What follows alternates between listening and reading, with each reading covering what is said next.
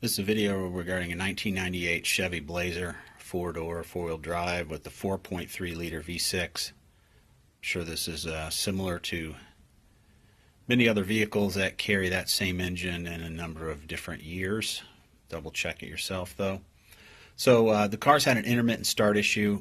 Replaced the fuel tank and fuel pump about a year ago before the intermittent start problem. So tested the fuel pressure, just double check. Fuel pressure is good. The fuel pressure rail's right back down in there. It's pretty easy to check if you're not sure. I know it needs new spark plugs and wires, but I don't think that will cause a full non-start situation. So I went ahead and just said, I'll take the next best guess. Bought an ignition coil. I'm going to replace it. Thought it would be fairly easy. Looks a little more involved, but not too bad. I believe you have to pull the thing out of there. It looks like mine is the original and it's riveted in as far as I can tell. I can even see where someone may have tried to replace it before. It looks like there's some teeth marks or plier marks on one of the rivet heads that were stripped out where they thought they could unscrew it. So I'm going to take a closer look at that. But this is with the part out. The part goes right in this area here. But you got to take out a number of bolts. They're 10mm bolts to get rid of this bracket here. Loosen up this bracket. You have to loosen the this air intake cover. There's a little plastic thing. It just pops off. So there's a screw there. There's one there. There's one down in here. There's one here. There's one here. I think there's 5. And some of these screws are like this one. It's like there might be a bracket, a bolt, and then another bracket and a bolt on top of that. So some of them are doubled up. And a couple of them, it's like the bolt and screw are screwed together, so the whole screw and bolt comes out. I could show you what that looks like, but you'll figure it out. It's not a big deal. Of course, you have to disconnect this connector and this connector here. So I'm just showing you with the part out. That's what the part looks like when it's sitting in right like that, with the spark plug type connector on the top. And let's see if I can get a picture here.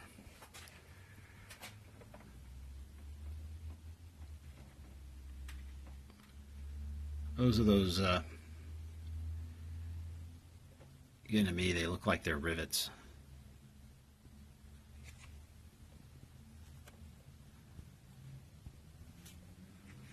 So let's see if I can get a little better picture on that.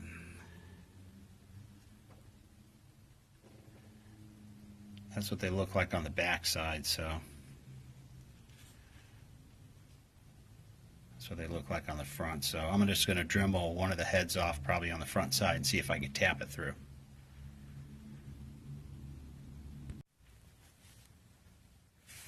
And I got one of the heads off, tried to tap it out. It's not coming out, so there's a Dremel tool I'm using. Always wear safety goggles. Never perform any work on your car yourself. Always take your car to a licensed professional mechanic. There's the other head there. I'm going to see if I can drill that off. Okay, went ahead and Dremeled off the 4 heads of these. You might be able to do 2 and get away with just using brute force and breaking this thing and pulling it off. I don't know. I just thought I'd Dremel them off real quick. That one bracket right here.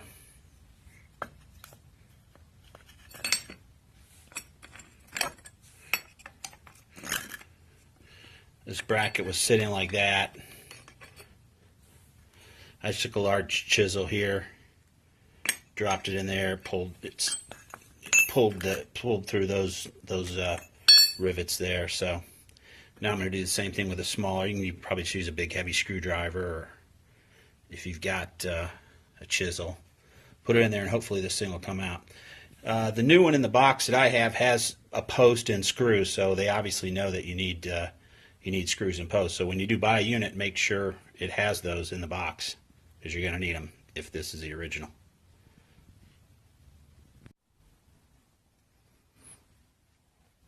And I got the unit loose. After thinking about it, I would just Dremel off all 4 heads, because that way when you chisel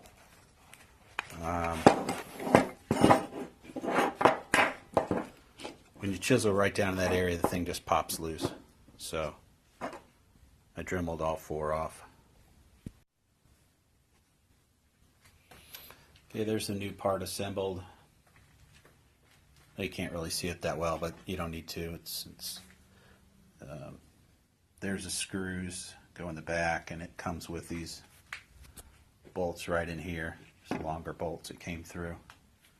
It's 7mm, so if you have a little 7mm wrench, you can use that, or 2 pairs of pliers, whatever. These have lock washers on them, so you probably just need to snug them down. Mine came with a couple extra screws and some brackets. Maybe that's for a different application, different vehicle or something. I don't know. I didn't need them. So, okay, so tighten this thing up, put it back in the car.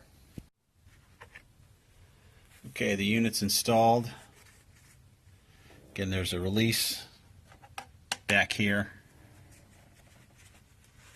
Lift this air intake up. So I'll push this back down here and then put the little holding plastic screw on there. So there's screw number 1, number 2, number 3 is down there, number 4 and number 5. And if you look at the unit here, I actually installed it backwards. In other words, this thing should be on this side.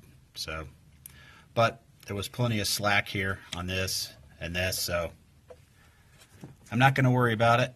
I already got it installed. Doesn't really matter. But just let that be a lesson when you're putting the thing on the bracket. The round part that goes out is on the same side of this piece that sticks out like that.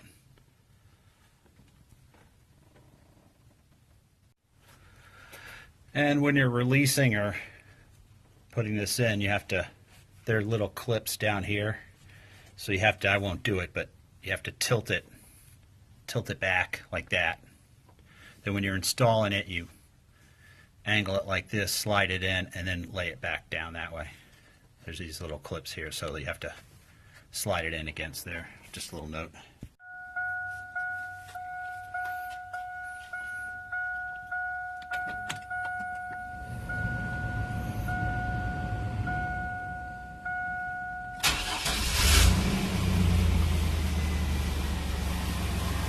All right, started right up. That's a good sign.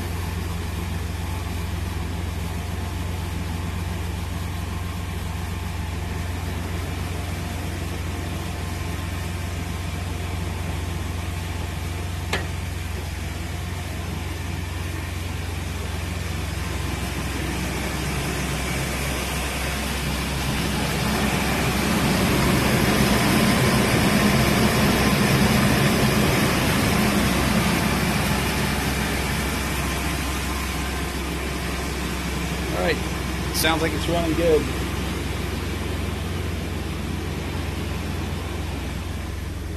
Won't really be able to tell till you drive the car, start and stop it a few times. Also different weather conditions to see if that fixes the intermittent start problem.